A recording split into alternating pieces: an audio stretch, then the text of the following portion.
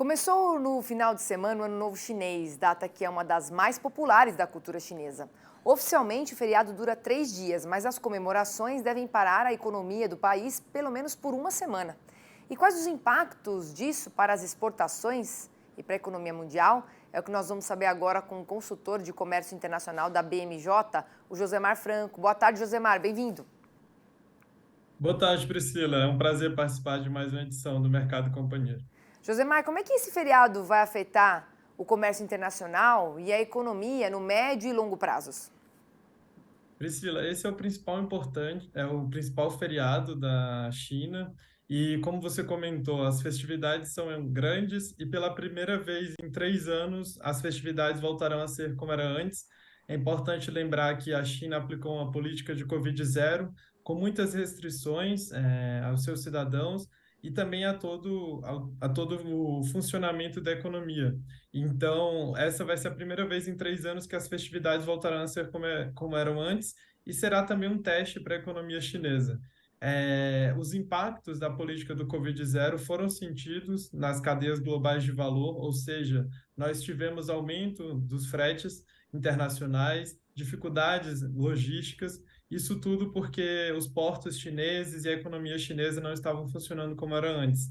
Então, os impactos desse feriado são sentidos cerca de uma semana, 2 semanas anteriores ao feriado, e a gente também acredita que em até 3, 4 semanas depois do feriado, porque a China de fato para, né? É o principal feriado que eles possuem, então é provável que negociações comerciais e até mesmo a entrada e saída de navios do país sejam comprometidas por conta do feriado. O impacto vai ser bastante sentido nas cadeias globais de valor que estão começando a funcionar como anteriormente, após o fim das restrições à política da Covid zero que está sendo implementada agora em janeiro. E quais setores que devem ser mais impactados, o que você acha, Josemar? Quando nós avaliamos os principais setores impactados pelo feriado e também pelo fim da política de Covid zero, a gente observa que vai ser um impacto horizontal, linear. Então, o mundo é muito interconectado atualmente e depende muito da China.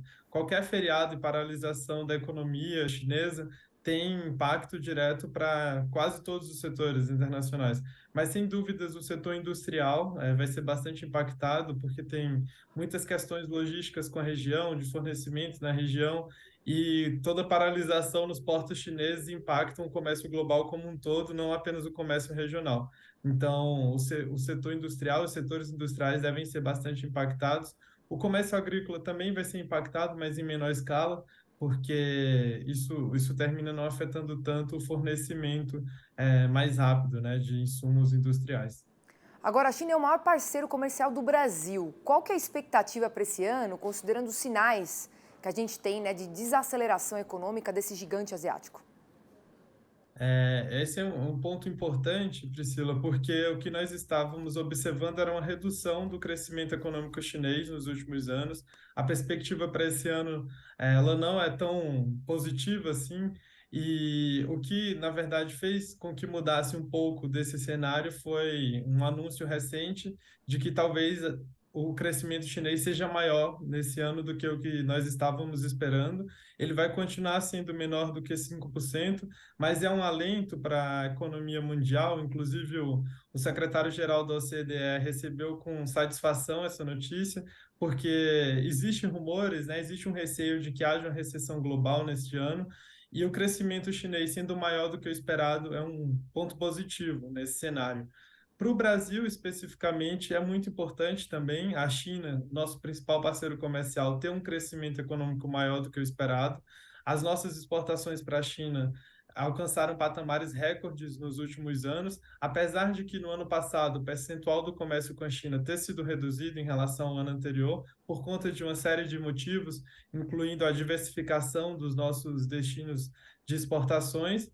Mas, de toda forma, o cenário para esse ano é um cenário positivo. Eu acho que a retomada de um crescimento um pouco maior na China neste ano representa um sinal positivo para as nossas exportações, que de toda forma não seriam tão impactadas como de outros países, né? Tá certo, Josemar. Obrigada aqui pela sua participação no Mercado e Companhia. Uma boa segunda para você. Igualmente, Priscila, até mais. Até.